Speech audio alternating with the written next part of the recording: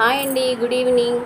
అందరికీ సంక్రాంతి శుభాకాంక్షలు. ఎలా జరుపుకున్నారండి? ఫెస్టివల్ అయితే అందరూ బాగా జరుపుకుంటారు సంక్రాంతి పండుగ అయితే. ఎందుకంటే వరుసగా 4 days వస్తాయి కదా. భోగి, సంక్రాంతి, కనుమ, ముక్కనుమ.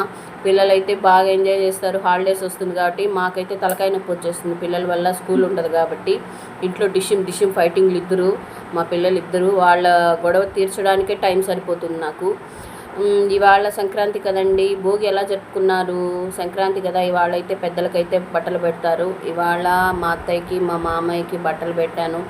ఎందుకో అండి, దేవుడు మంచి వాళ్ళని తీసుకెళ్ళిపోతాడు. వాళ్ళైతే ఈరోజు నాకు చాలా గుర్తొచ్చారు.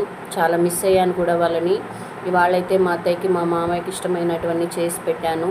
వాళ్ళకి పెట్టిన బట్టలు అయితే నేను కట్టుకున్నాను. నేను మా వారు కట్టుకోవాలి కదండి. పెద్దలు పట్టిన బట్టలు మనం కట్టుకోవాలి కదా. మీరు ఎలా జరుపుకున్నారండి? అయిపోయిందండి, సంక్రాంతి అయిపోయింది. ఇంకా రేపు కనుమ, ముక్కనుమ అవన్నీ పశువులు చేసుకుంటాయి, మనం చేసుకోం కదా. అదే పల్లెటూరులో అయితే బాగా జరుగుతుంది పండగ. నాకు అమ్మ నాన్న ఊరు ఇదే, అత్తయ్య మామయ్య వాళ్ళ ఊరు తిరుపతి. ఇంక నేను ఎక్కడికి వెళ్తాను?